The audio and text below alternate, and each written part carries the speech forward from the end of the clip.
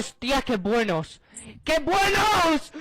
¡Dios, qué buenos los gráficos! Para el análisis de este tráiler decidí dividirlo en los diferentes tipos de escenarios mostrados, comenzando por el espacio exterior, en lo que parece ser una base lunar. Intenté identificar si los rostros que aparecen ahí son de personas importantes reales, pero no tuve éxito, así que si ustedes reconocen a alguno, por favor háganmelo saber en la caja de comentarios. Este escenario es muy importante porque durante el primer juego, en más de una ocasión se menciona la importancia del espacio exterior, de que una de las metas de Sichinov era salir a las estrellas para obtener un tipo de física diferente y así poder continuar con experimentos más interesantes. Saber que ahora la Unión Soviética ya está en el espacio nos ubica claramente unos buenos años en el futuro, posiblemente 8 o más años en el futuro después del primer juego. Se hace mención de Tsiolkovsky, a quien se le llama el padre de la cosmonáutica, pues fue quien determinó que la velocidad de escape de la Tierra a la órbita era de 8 km por segundo. También se menciona una pregunta sobre otros seres inteligentes en el universo,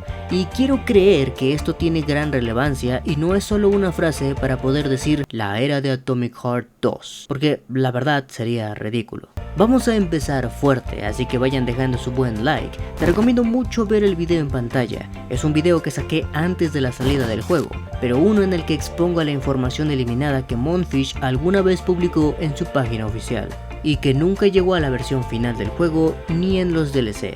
Entre toda esa información había una frase que cobra mucho peso en este contexto: objetos celestiales no terrestres. Esto no fue para nada mencionado en el juego base, y ahora que tenemos viajes espaciales y la necesidad de un nuevo enemigo, sumado a un cubo místico gigante flotante que apareció en la Tierra de la nada, me hace cuestionarme si todo esto no tendrá que ver con la nueva historia y enemigos de la segunda entrega.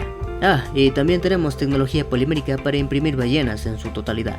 Luego tenemos un escenario bajo el agua. Nuevamente vemos a una ballena. A esta gente les encantan las ballenas. Una clase de perro 100% polimérico que recuerda mucho a Fluffy. Con esto ya son dos muestras de la capacidad y avance de la tecnología polimérica. Vemos una gemela sentada con una clase de gorro o corona eclesiástica que la verdad crea mucha confusión, ya que en todo el tráiler solo se le ve en esta escena y da la sensación de que es una tercera y no alguna de las dos gemelas. El siguiente escenario considero sigue siendo en lo profundo. Esta escena es muy llamativa por dos cosas. En primera, por lo que pareciera ser un maniquí que tiene la capacidad de teletransportarse, y en segundo lugar porque es un robot el que parece atraparla y engullirla, como si estuviera de nuestro lado. Vemos de nueva cuenta a nuestros amigos los delfines, y si este es P3, parece que tendremos un arma con apariencia de guitarra que pues, bueno, solo podemos decir ¡sorpréndeme! El siguiente escenario es una ciudad destruida, pero una que parece estar en un área árida. Aquí vemos a un robot de apariencia arácnida que escapa subiendo por un edificio, y al cual luego vemos capturando y raptando a un compañero de equipo. Por otra parte, bien puede ser el mismo lugar, bien puede que no. Una ciudad que se siente diferente, y por alguna razón me da esa sensación verdaderamente de ser rusa. Quizá por el frío, no lo sé.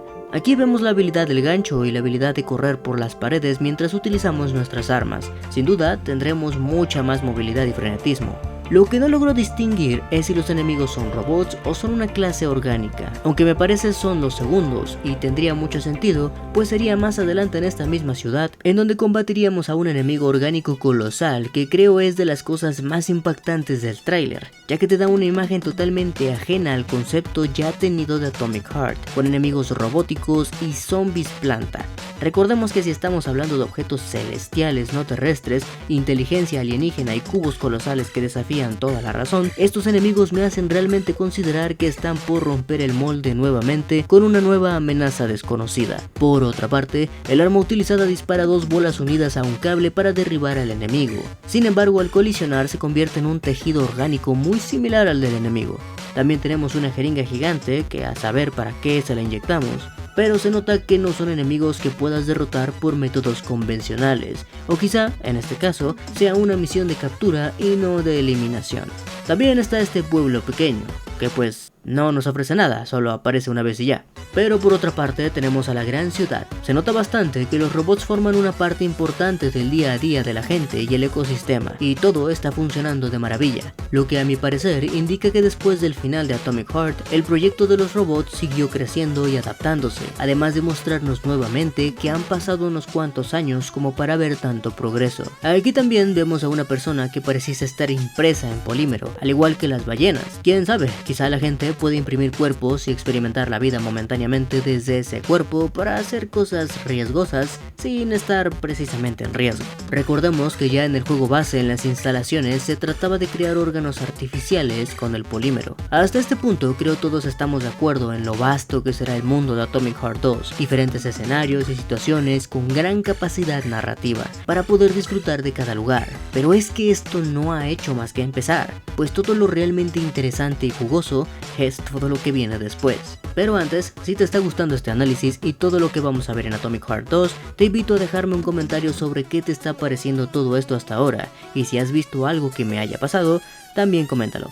Yo siempre leo todos los comentarios. Creo que los escenarios más interesantes del tráiler, tanto por su calidad gráfica como por sus implicaciones en el gameplay, son todos los escenarios naturales. Al final del análisis les diré mi predicción de cómo todo se une y una posible línea del tiempo de eventos, pero por ahora continuemos resaltando las cosas. Observamos una nave que claramente manejamos nosotros, la cual esquiva diversos disparos que vienen de tierra, pero nunca se hacen ver a los agresores. Sin duda alguna, una escena digna de ciencia ficción con platillos voladores.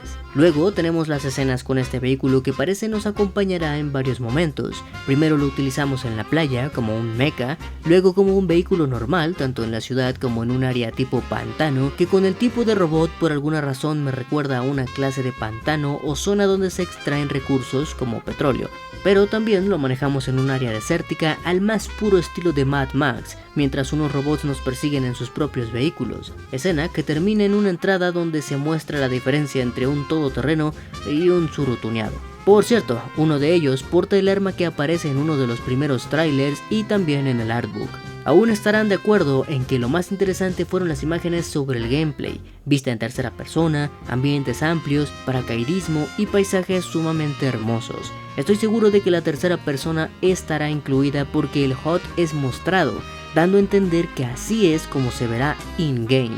Pero no acaba aquí, pues en una parte también vemos un escenario en el que pareciera controlamos un robot con el que nos abrimos paso hasta el fondo de un río en donde tendríamos una boss fight con un robot bastante grande. Ahora, por otra parte, tenemos el bosque, primero en una escena bastante normal, pero luego tenemos otra escena muy importante, una en la que jugamos en los pies de alguien más, y lo sabemos porque tenemos justo enfrente a P3, quien nos da un arma, para luego observar a una de esas criaturas colosales de tipo orgánico. La verdad es que esta escena me recordó mucho a Sons of the Forest. Díganme ustedes qué piensan. Otro tipo de escenario es el aéreo. Aquí observamos una plataforma dorada muy interesante y luego a una de las gemelas. Luego observamos a las dos despidiendo a quien entendemos es P3, pero ambas traen un lazo de color rojo, lo que nuevamente confunde en comparación con la corona de la gemela con el labial. Y por último vemos a la misma nave a la que le disparan en tierra despegar de esta plataforma. El último escenario es el club y está lleno de detalles muy interesantes, como que ahora hay robots exclusivos para estos ambientes y estoy seguro esto fue a partir de que las bailarinas tuvieran el buen recibimiento por parte del público, pero también como se menciona en el juego base, que algunos usaban a estas últimas para otra clase de servicios, por lo que con un poco más de tiempo y tecnología se terminarían por hacer modelos específicos para ello. Un dato curioso es que tienen tatuados los personajes de las caricaturas de muerte, lo que quizás signifique que estas animaciones van a regresar. También vemos a una Tereshkova clásica, y no sé si es una persona con maquillaje aparentando ser una Tereshkova o un modelo de robot sumamente realista del club, algo así como un modelo Tereshkova especializado en este ambiente o versión 2.0. También vemos al lado de ella otro personaje quien aparece en The Cube, y con buena razón se menciona que tiene parecido al personaje que aparece en la cobertura de los chocolates Alyonka, que usamos en el primer DLC. También vemos a un hombre con una prótesis en su ojo, a quien se le entrega una bolsa llena de estos amiguitos amarillos, que entiendo utilizan para bebidas o algo similar aquí, no lo sé. Se entiende todo esto es algo clandestino y de contrabando, por las transacciones y el aspecto de algunas personas. No sabemos qué son estos amiguitos, pero aparte de que me recuerda a la cosa que utilizó Rick Sánchez para probar su máquina cuando estaba triste, se ven bastante interesantes y quizá tenga que ver con las nuevas criaturas y enemigos que han aparecido, algo así como los parásitos de los kaijus en Pacific Rim que se vendían de contrabando. Por último, vemos a este lugar tanto a un agente recibiendo dinero como a P3 hablando con una Tereshkova. Claramente no se entiende el contexto de las cosas, así que tanto puede ser una clase de misión encubierta de exterminación, de recuperación de alguien o simplemente de investigación. Ahora pasemos al penúltimo punto, las escenas militares, como por ejemplo el AK que indica la carga y descarga con luces y que cuenta con un cañón bastante interesante, que quizá haga referencia al tipo de personalización que tengamos, así como en el juego base con los cartuchos de efectos especiales. Vemos una escena muy interesante de un pelotón liderado por P3 y al fondo un robot con una forma de escorpión que recuerda mucho al que vimos subiendo al edificio. Me parece muy interesante y extraño ver a P3 con un equipo, puesto que como sabemos, esto era así antes de su accidente, pero cuando perdió a Katia y su memoria, comenzó a trabajar en solitario. Por una parte, podríamos decir que vamos a tener una misión en donde veamos lo que pasó en el pasado en ese accidente, pero también al ver la vestimenta de estos agentes y que aparece en el club y otras escenas que se nota son recientes, es probable que quizá P3 sea mandado en una misión especial con un equipo completo. Ahora sí, por último tenemos las escenas interesantes, como la gemela con ese gorro de estilo eclesiástico que da la impresión de no ser ninguna de las dos gemelas originales, quizá siendo un cuerpo exclusivo para Katia.